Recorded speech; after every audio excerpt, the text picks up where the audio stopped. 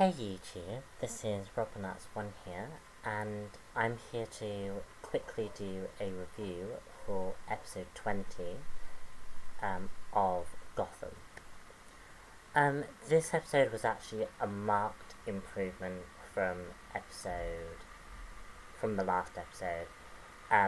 This episode had a lot more going for it.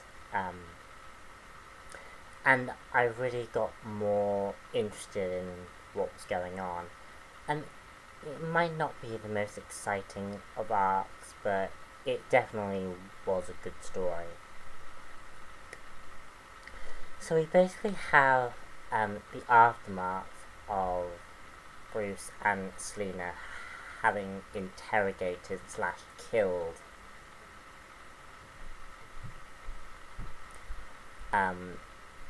Alfred's former friend, and Bruce is very much dealing with that, whilst trying to get Selina to help him find out more about the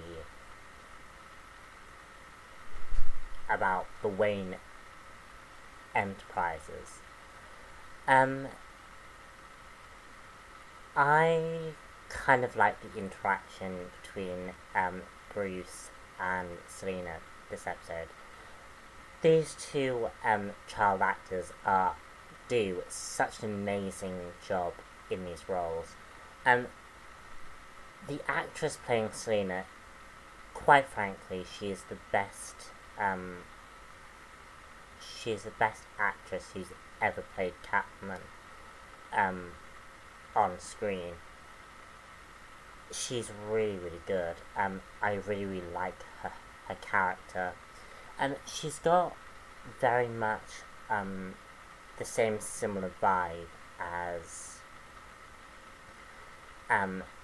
the Batman Returns movie, but with that Catwoman. I really, really like her performance, and the interaction that she and Bruce have are really, really good. And we do get to see Bruce Wayne sort of develop this attraction to Selina. We see that very clearly in this movie, in this TV show, where Bruce sees Selina in a very pretty dress, and it kind of sparks an interest in him. We also have the stuff going on with the Ogre plotline. Last episode I commented that this was very much a 50 Shades of Grey type story arc. And this episode, whilst it's not as bad as it was in the last episode, this episode still continues the playing the tropes of 50 Shades of Grey, particularly with how the Ogre interacts with Barbara in this episode. It's very much like there is sort of like a scene very similar to the 50 Shades of Grey movie, where Barbara discovers Ogre's lair. Not that I've watched 50 Shades of Grey, but I just know from the trailers and it is sort of very similar. And we find out a bit more about the Ogre's backstory, about how Ogre used to look like a monster, but he was treated like a prince, and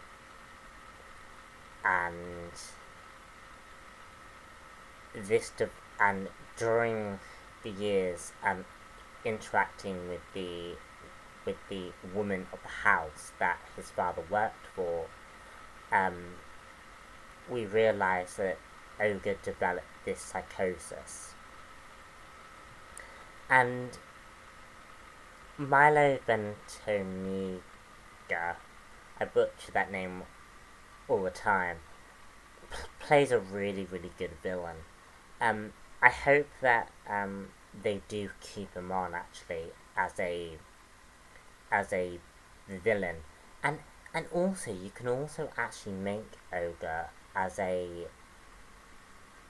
bit of a arch nemesis of Jim Gordon, because I think Jim Gordon would be excellent if he had an arch nemesis. Whilst I don't think, unfortunately, Milo would be the most suitable of people, I definitely think he would be it would be awesome if he had, like, his own arch nemesis. But it's a very, very good episode. I also like how the Jim Gordon and Lee sort of connection. I'm kind of hoping that this episode, that we're not gonna wind up seeing them separate. I'm really afraid that's what this show is gonna do, is they're gonna separate these two, that they're gonna separate those two characters. I will be honest, I really want Jim Gordon to be with Lee, and I want, because I do think it's going to go both ways. Either they're going to split up those two characters, or they're going to kill off Barbara Gordon. I would be honest, I would love it if it was the latter. Because I do really, really like Lee and Barbara. Like Lee and Gordon. And also you could tie that in with Barbara Gordon from the comics. That basically, Jim named his daughter Barbara after the death of his lover.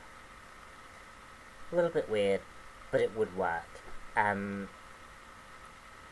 All in all, a really good, interesting episode. And I'm looking forward to see where this show takes up. Anyway, I'm Robin That's One here, and I shall see you all later for another sorry, I butchered this. I will see you all later for, I believe, the Flash and Agents of S.H.I.E.L.D. reviews. So I shall see you then. Bye.